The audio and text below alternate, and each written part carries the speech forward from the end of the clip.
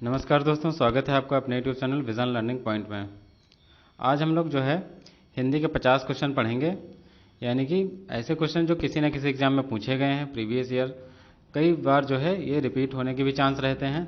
तो ऐसे 50 क्वेश्चन जो बहुत ही इंपॉर्टेंट हैं आपके एग्ज़ाम, यानी कि जो आने वाला एग्ज़ाम है, जैसे वीडियो एग्ज़ाम है और भी जो एग्ज़ाम आने वाले हैं, उसको ध्यान में रखते हुए ये हिंदी के 50 क्वेश्चन चैप्टर वाइज, यानी कि टॉपिक वाइज जो है आपको पढ़ने को मिलेंगे।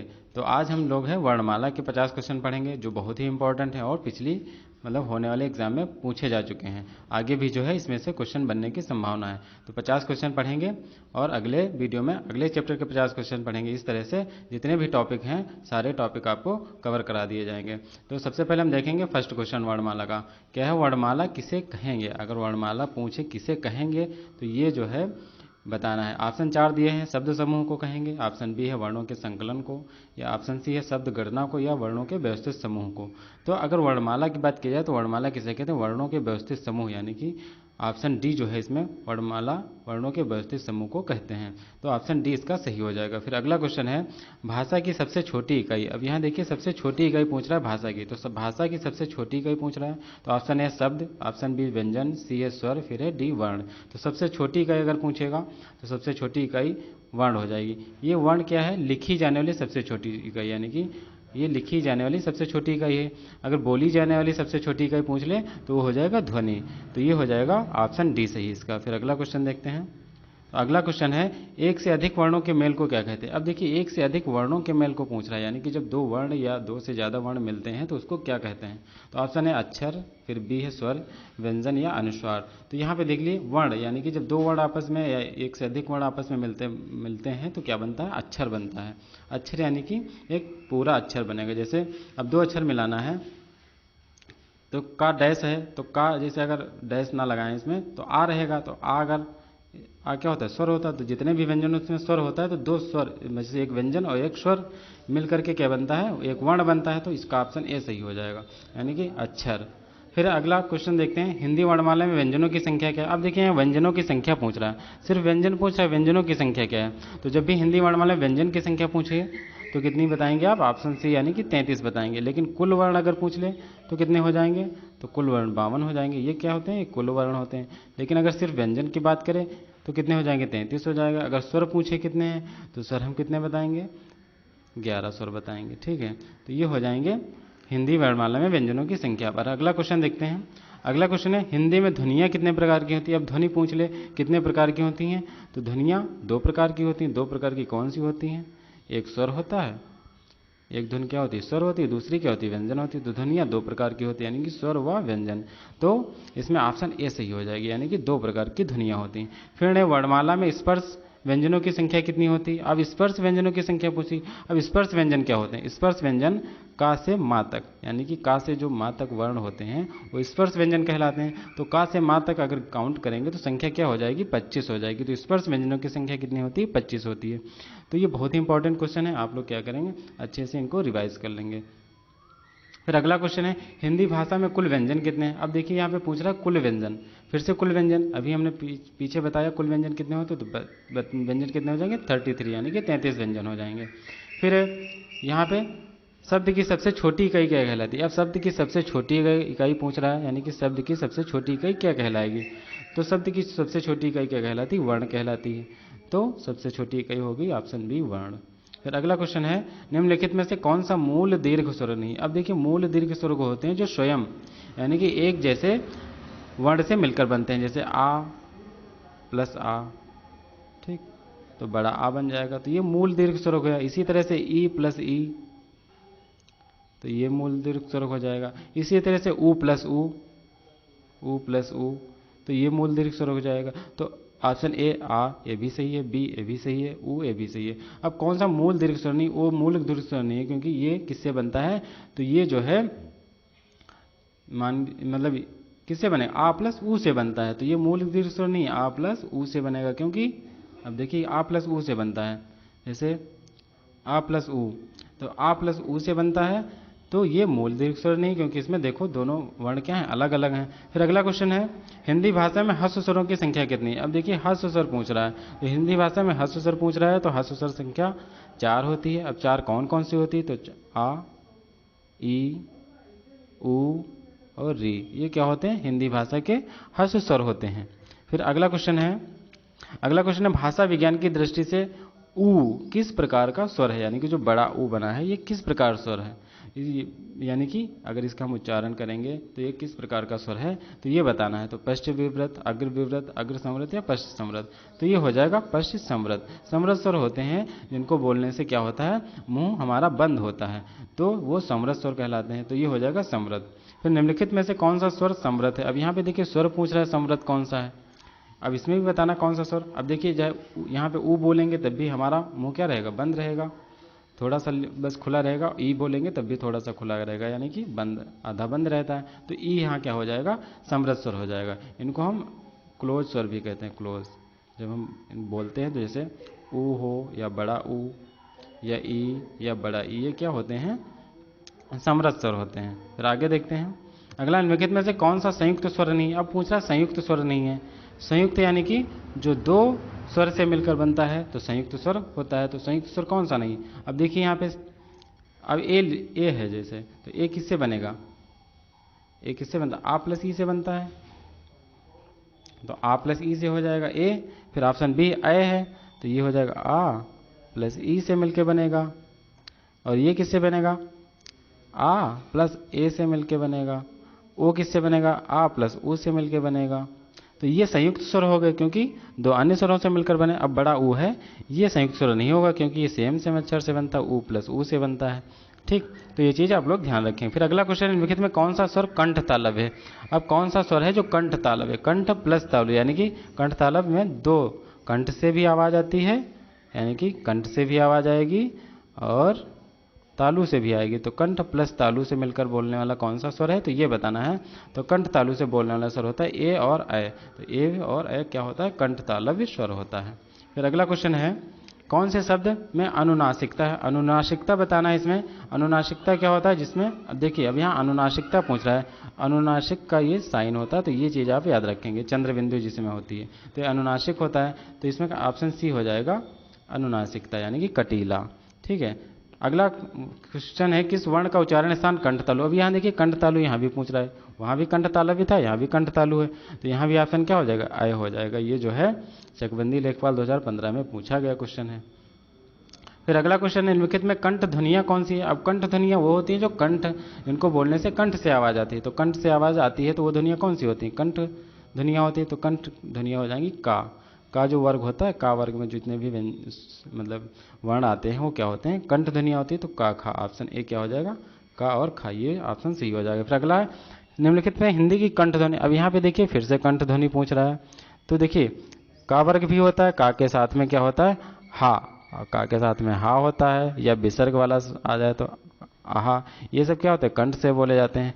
तो यहाँ पे कंठ ध्वनि क्या हो जाएगी, हा हो जाएगी। ठीक है, फिर अगला क्वेश्चन है, कंठ तालव्य कौन सा। अब यहाँ पे देखिए कंठ तालव्य पूछ रहा है, फिर से कंठ तालव्य पूछ रहा है, PSSC में पूछा गया क्वेश्चन है। तो कंठ तालव्य ध्वनियाँ क्या होती है, हमने बताया था ए और अय होती हैं।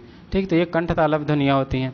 फिर ए और अय का उच्चारण स्थान। अब देखिए यही चीज़ यहाँ पे घुमा के पूछ लिया, या तो उसने पूछा था कंठ तालव्य क्या है, अब ए और अय क्या है, तो ये क्या हो जाएगा, कंठ तालव्य हो जाएगा ये भी। अब अगला क्वेश्चन है, चा छा जा झा यहाँ का उच्चारण स्थान। अब देखिए चा वर्ग का जो है उच्चारण स्थान पूछ रहा है, तो चा वर्ग का उच्चारण स्थान इसमें पूछ रहा है। तो चा वर्ग का उच्चारण स्थान क्या हो जाएगा, देखिए का वर्ग कंठ होता है, उसके बाद तालव्य होता है, यानी कि तालव्य या तालु। तो चा वर्ग का उच्चारण स्थान तालु हो जाएगा, यानी कि ऑप्शन सी सही हो जाएगा। निम्नलिखित में व्यंजनों में से कौन से व्यंजन का उच्चारण तालु से होता है। अब यहाँ देखिए तालु से पूछ रहा है, तो अभी तालु से बोलने वाले चा वर्ग वाले हैं, तो चा वर्ग का जो होगा इसमें वही ऑप्शन सही हो जाएगा। चा वर्ग में क्या, सी जो है छा, यानी कि छा क्या है, तालु से बोला जाता है। अब है ई चा छा जा झा या आदि का उच्चारण स्थान होता है। अब देखिए ई उ चा छा ये सब क्या हैं, तालव्य ध्वनियाँ, यानी कि इनको बोलने से तालव्य से ध्वनि आती है, तो क्या हो जाएगा, तालव्य। किस व्यंजन का उच्चारण स्थान तालव्य है, अब फिर से तालव्य पूछ रहा है। देखिए तो ये जो है उच्चारण स्थान आप लोग अच्छे से याद रखें, क्योंकि उच्चारण स्थान बहुत ही ज़्यादा पूछता है। तो ये चीज़ आप जरूर याद रखेंगे। अब देखिए चा वर्ग में भी झा आता है, तो ये भी आंसर सही हो जाएगा। हिंदी की मूर्धन्य ध्वनियाँ, आप देखिए मूर्धन्य ध्वनियाँ पूछ रहा है, तो का वर्ग वाली कंठ वाली ध्वनियाँ होती हैं, चा वर्ग वाली तालव्य भी होती हैं।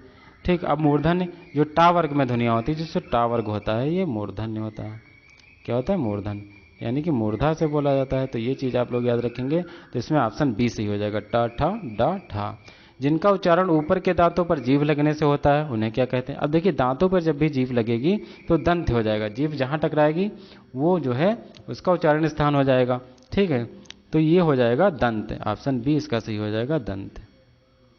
फिर अगला है ता वर्ग की ध्वनियों का उच्चारण स्थान। अब देखिए ता वर्ग की ध्वनियों का उच्चारण स्थान पूछ रहा है, तो ता वर्ग की जब हम ध्वनियाँ बोलते हैं तो हमारी जो जीभ है वो दांत से टकराती है, दांतों से टच करके वापस आती है, तो दांत यानी कि दंत हो जाएगा। ऑप्शन क्या हो जाएगा? बी। अब देखिए ता का उच्चारण स्थान, अब देखिए ता वर्ग की ध्वनिया उच्चारण स्थान दंत है यहाँ पे, तो अगला क्वेश्चन ता वर्ग का उच्चारण स्थान पूछ रहा है ता का, तो ये भी क्या हो जाएगा हमारा? दंत हो जाएगा, यानी कि दंत से होता है। फिर अगला क्वेश्चन है निम्नलिखित में दंत ध्वनि है। अब देखिए दंत ध्वनि यहाँ पे पूछ रहा है, तो यहाँ भी क्या हो जाएगा? ऑप्शन सी यानी कि ता हो जाएगा। निम्नलिखित में से कौन से मूर्धन्य ध्वनि नहीं है? अब एक चीज़ यहाँ पे ध्यान रखेंगे, नहीं पूछ रहा है। जब भी नहीं कहेगा तो आप लोग क्वेश्चन को ध्यान से पढ़ेंगे। नहीं पूछ रहा है यानी कि मूर्धन्य ध्वनि कौन सी नहीं है। तो मूर्धन्य ध्वनि क्या होती हैं? जो टा वर्ग होता है वो मूर्धन्य ध्वनियाँ होती है, तो टा ठा डा ढा ये सब क्या है? मूर्धन्य हो जाएंगे। अब ये जो ढा के नीचे बिंदी रखी है, ढा इसको बोलते हैं, तो ये क्या हो जाएगा? मूर्धन्य ध्वनि नहीं हो जाएगा। ठीक, तो टा वर्ग जो होता है ये मूर्धन्य होता है, लेकिन इसमें बिंदी रखी है, तो ये वाला ऑप्शन डी क्या होगा? नहीं होगा। फिर अगला क्वेश्चन है निम्न में से दंत ध्वनि कौन सी है? अब देखिए दंत ध्वनि हमने अभी आपको बताई, जो दंत ध्वनियाँ होती दांत से टकरा के, तो जो ता वर्ग की ध्वनियाँ थी वो दंत थी। अब देखिए दंत जो है और कौन सी ध्वनि होती है? तो ता वर्ग तो होता ही होता है, दंत में ता वर्ग होता है, उसके अलावा क्या होता है? ला भी होता है, तो ता, इसमें ऑप्शन सी क्या हो जाएगा? ला। ला क्या है? हमारी जो है दंत ध्वनि है। ठीक है, अब अगला क्वेश्चन हिंदी की ओष्ठ व्यंजन ध्वनि। ओष्ठ व्यंजन यानी कि जिनको बोलने से उच्चारण कहाँ से? ओष्ठ से, यानी कि ओष्ठ आपस में स्पर्श करते हैं, तो ओष्ठ क्या होते हैं वो बताना है इसमें। तो ओष्ठ ध्वनियाँ इसमें आप लोग याद रखेंगे पावर्ग, पावर्ग में जितनी ध्वनियाँ होती है ओष्ठ होती हैं। इसके अलावा उ ये भी ओष्ठ होता है। तो ये क्या होती है? पावर्ग की ध्वनियाँ। तो पावर्ग में क्या होता है? पा फा बा भा माँ, तो भा इसमें ऑप्शन सी पे क्या है? भा, तो हो जाएगी ओष्ठ ध्वनि हो जाएगी।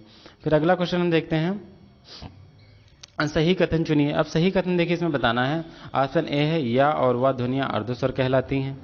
व्यंजन का उच्चारण बिना स्वर की सहायता से हो सकता है। फिर ऑप्शन सी अवधेश का विग्रह अव प्लस देश होता है।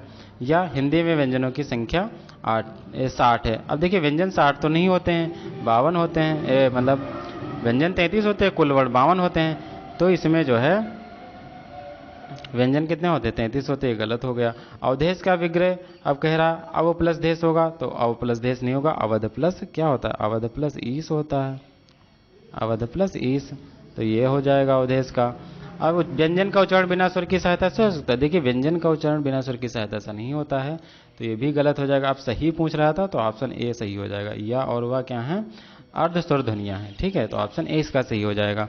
निम्नलिखित में से कौन सा अंतस्थ व्यंजन? अंतस्थ व्यंजन देखिए यहाँ पूछ रहा है, तो अंतस्थ व्यंजन क्या होते हैं? देखिए या, रा, ला और वा, ये जो 4 व्यंजन हैं ये अंतस्थ होते हैं। ठीक है, तो इसमें ऑप्शन ए क्या हो जाएगा? ला, अंतस्थ हो जाएगा। ठीक है, अब अगला क्वेश्चन है इनमें से कौन सी ध्वनि अंतस्थ नहीं? अभी हमने आपको बताया या, व, रा, ला, तो वा भी है, रा और ला ये सब क्या अंतस्थ हैं। अब नहीं पूछ रहा है, तो नहीं कौन सा हो जाएगा? ऑप्शन बी हो जाएगा, अंतस्थ नहीं है। फिर है निम्न में अर्धस्वर कहलाता है। अगला क्वेश्चन है निम्न में अर्धस्वर। अब देखिए यहाँ पे अर्धस्वर बताना है कौन सा है। अर्धस्वर वो होते हैं जैसे हमने अभी बताया था आपको या और वा, ये क्या है? अर्धस्वर है, तो अर्धस्वर है, तो ऑप्शन ए क्या हो जाएगा? अर्धस्वर हो जाएगा। ठीक है, अब अगला क्वेश्चन है इनमें से कौन सी ध्वनि अंतस्थ नहीं? अंतस्थ ध्वनि अभी हमने आपको बताई थी, या होता है, रा, ला और वा, तो ये अंतस्थ होती हैं। तो इसमें से कौन सा नहीं है पूछ रहा है, तो ऑप्शन, ये तो वही हमें लग रहा है क्वेश्चन रिपीट हो गया है, तो ये रिपीट हो गया है क्वेश्चन, आप लोग इसको जो है देख लेंगे। अगला हम देखते हैं निम्न में अंतस्थ व्यंजन कौन सा? अब देखिए अंतस्थ व्यंजन यहाँ पे पूछ रहा है, अब व्यंजन बताना है, तो यहाँ पे देख लीजिए ऑप्शन डी क्या हो जाएगा? या, व, र, ला, ये जो हमें याद किया है वही हो जाएगा अंतस्थ। अगला या रा ला वा किस प्रकार के व्यंजन है, तो वही सेम क्वेश्चन है। तो यहाँ क्या हो जाएगा, अंतस्थ व्यंजन आप लोग बता देंगे, यानी कि घुमा के पूछ लेगा, कभी अंतस्थ पूछ लेगा कौन सा है, कभी पूछ लेगा निम्न में से अंतस्थ कौन सा नहीं होगा। इस तरह से आप वो ध्वनियाँ याद रखेंगे। फिर उच्चारण की दृष्टि से स, श और श व्यंजन किस प्रकार के हैं। अब देखिए श, श, ये जो श, श और श और हा, ये जो व्यंजन होते हैं ये होते हैं हमारे ऊष्म व्यंजन। तो ये ऊष्म व्यंजन होते हैं, तो ये कौन से हो जाएगा, ऑप्शन सी इसका सही हो जाएगा, ऊष्म व्यंजन। ठीक है, तो ये 4 होते हैं ऊष्म व्यंजन। निम्न में से कौन सा ऊष्म व्यंजन नहीं है। अब इस प्रकार से क्वेश्चन पूछा गया ऊष्म व्यंजन नहीं है, तो यहाँ पे देखिए ला, ला क्या हो जाएगा, ऊष्म व्यंजन नहीं हो जाएगा, क्योंकि श और हा क्या है, ऊष्म व्यंजन है, तो ला इसमें जो है सही हो जाएगा। फिर अगला है स्रा। अब जो स्रा है एक संयुक्त व्यंजन है, यानी कि ये संयुक्त है। इनमें किन 2 वर्णों को सम्मिलित किया गया है। जो स्रा है ये बताना है किन 2 वर्णों से बना है मिलकर के। तो इसमें सा यानी कि सा प्लस रा प्लस आ। अब इसमें व्यंजन पूछ रहा, आ तो स्वर है, इसमें व्यंजन पूछ रहा, तो श और रा, सा और रा वर्णों को जो है मिला करके ये जो है स्रा बना हुआ है, तो ऑप्शन सी इसका सही हो जाएगा। फिर है छा वर्ण किसके योग से बना। अब देखिए छा वर्ण पूछ रहा है किसके योग से बना है, तो छा में बता देना किसके किसके योग से बना है। तो इसमें जैसे का होता है और शा होता है और आ होता है, तो इसमें बता देना क्या हो जाएगा, का और शा। ऑप्शन ए इसका सही हो जाएगा। ठीक है, तो ये संयुक्त व्यंजन होते हैं, तो संयुक्त व्यंजन 2 अक्षरों के मेल से बने होते हैं, ये चीज़ आप लोग याद रखेंगे। फिर अगला है निम्न में महाप्राण व्यंजन कौन सा है। अब देखिए एक होता है अल्प प्राण, एक होता है अल्प प्राण, ठीक, तो अल्प प्राण और एक होता है महाप्राण। महाप्राण, अल्प प्राण और महाप्राण। तो देखिए 5 वर्ग होते हैं, अल्प प्राण, महाप्राण, फिर से अल्प प्राण आएगा, फिर महाप्राण, फिर अल्प प्राण। तो ये चीज़ याद रखेंगे, अगर महाप्राण कहे तो इसमें कौन सा आपको याद रखना है, यानी कि 2 नंबर पे जो व्यंजन वर्ण पड़ता है, ठीक है, वो होगा महाप्राण। और जो 4 नंबर पे पड़ता है, 2 और 4 पे जो पड़ता है वो महाप्राण होता है, और 1, 3, 5 पे जो पड़ता है वो अल्प प्राण होता है। तो महाप्राण इसमें पूछ रहा है, तो यहाँ पे देख लिए ता 1 पे पड़ता है, तो ये जो है अल्प प्राण हो जाएगा। भा 4 पे पड़ता है, तो यहाँ पे देख लीजिए ये क्या हो जाएगा, महाप्राण। अब देखिए महाप्राण कौन से होते हैं, जो 2 नंबर पे और 4 नंबर पे आते हैं, जैसे का, ख, ग, घ, अंगा, ये 5 हो गए, तो इसमें से जो 2 और 4 नंबर पे पढ़ेंगे वो कौन से हो जाएंगे, महाप्राण हो जाएंगे। जो 1, 3, 5 पे पढ़ेंगे वो अल्प प्राण हो जाएंगे। तो ये चीज़ आप लोग याद रखेंगे। सभी महाप्राण वर्णों वाला समूह, इसमें देखिए जितने भी हैं सब महाप्राण हों, तो महाप्राण क्या होते हैं, 2 और 4 नंबर पे पढ़ते हैं। तो देखिए यहाँ पे खा 2 नंबर पे पड़ता है, छा चा वाली लाइन में 2 नंबर पे पड़ता है, और टा वाली लाइन में ठा जो है 2 नंबर पे पड़ता है। तो खा, छ, ठ ये सब 2-2 नंबर पे पड़ते हैं। तो ये क्या हो जाएंगे, हमारे सभी महाप्राण, ये तीनों क्या है, महाप्राण हो जाएंगे। ठीक है, फिर अगला हम क्वेश्चन देखते हैं।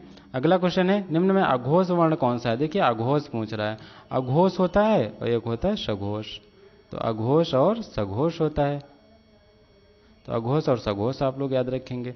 अघोष और सघोष क्या होता है, तो ये चीज़ देखिए, जो फर्स्ट नंबर पे पड़ता है और सेकंड नंबर पे पड़ता है अघोष होता है, और जो सघोष क्या होता है, जो 3rd नंबर पे पड़ता है, 4th पे पड़ता है और 5th नंबर पे पड़ता है, ये सघोष होता है। तो ये चीज़ आप लोग याद रखेंगे। तो इसमें जैसे फर्स्ट और सेकंड अघोष होता है, तो अघोष पूछ रहा है, तो फर्स्ट पे क्या पड़ेगा, जैसे पा बोलेंगे तो 1 नंबर पे आएगा, तो पा क्या हो जाएगा, अघोष हो जाएगा। अब बाकी देखिए ये जो हैं ये 3, 4, 5 नंबर पे पढ़ रहे हैं, तो ये हो जाएंगे सघोष। तो ये एक क्रम याद रखेंगे आप। ठीक, अगला क्वेश्चन है निम्न में कौन सा वर्ण अघोष है। अब ये देखिए अघोष पूछ रहा है, तो अघोष के लिए मैंने क्या बताया, 1 और 2 याद रखेंगे। तो यहाँ पे देखिए अघोष पूछ रहा है, तो एक नंबर पे चा पड़ता है, तो ये हो जाएगा अघोष। फिर अगला क्वेश्चन है निम्नलिखित में ध्वनियों में कौन सुमेलित है। अब देखिए सुमेलित बताना है, गा, क्या क्या अघोष होता है, देखिए गा 3 नंबर पे पड़ता है, तो ये अघोष नहीं होता, ये होता है सघोष। तो ये हमारा गलत हो जाएगा, नहीं ये सुमेलित नहीं है। और फा देखिए अल्प प्राण होता है, हमने क्या बताया, फर्स्ट नंबर पे अल्प प्राण होता है, सेकंड पे महाप्राण होता है, तो फा सेकंड पे पड़ता है, तो ये महाप्राण होता है, तो ये भी हमारा गलत हो जाएगा। अब देखिए ठा सघोष कह रहा है, टा के बाद ठा आता है, तो सेकंड नंबर पे पड़ता है, तो ये अघोष होता है। अघोष वाली ध्वनियाँ क्या होती हैं, 1 और 2 नंबर पे, तो ये भी गलत हो जाएगा। तो सा सही हो जाएगा। सा क्या है, ऊष्म व्यंजन है। ऊष्म व्यंजन क्या क्या होते हैं, अभी हमने बताए थे, सा जो होते हैं, सा, सा और सा और हा, ये क्या होता है, ऊष्म होते हैं, तो ये ऊष्म व्यंजन ऑप्शन सी सही हो जाएगा। फिर अघोष वर्ण कौन सा, अब यहाँ देखिए अघोष पूछ रहा है, अघोष कौन सा हो जाएगा, तो यहाँ पे देखिए जो ऊष्म व्यंजन होते हैं, ये सब जितने ऊष्म व्यंजन होते हैं, तो ये क्या होते हैं, ऊष्म व्यंजन ये अघोष होते हैं। तो ये चीज़ आप लोग याद रखेंगे, ऊष्म व्यंजन होते हैं अघोष होते हैं, और जो अंतस्थ व्यंजन होते हैं यानी कि य र ल व वो सघोष होते हैं। तो ऑप्शन सी इसमें सही हो डी सही हो जाएगा, यानी कि अघोष वर्ण सा हो जाएगा। ठीक, तो ये आज 50 क्वेश्चन थे जो हमने आपको हिंदी के कंप्लीट करवा दिए, ये वर्णमाला से थे। अगला चैप्टर जो है यानी कि हम विराम विराम चिन्ह या जो और अगला चैप्टर होगा उससे पढ़ेंगे। तो 50 क्वेश्चन कंप्लीट हो गए। कैसे लगे वीडियो ज़रूर बताएंगे। अगर चैनल को सब्सक्राइब नहीं है तो सब्सक्राइब कर लेंगे, यानी कि बहुत ही इंपॉर्टेंट क्लास है। आपको जो है टॉपिक वाइज इसी तरह से रिवीजन कराते रहेंगे। ठीक है, वीडियो कैसा लगा ज़रूर बताएं। धन्यवाद।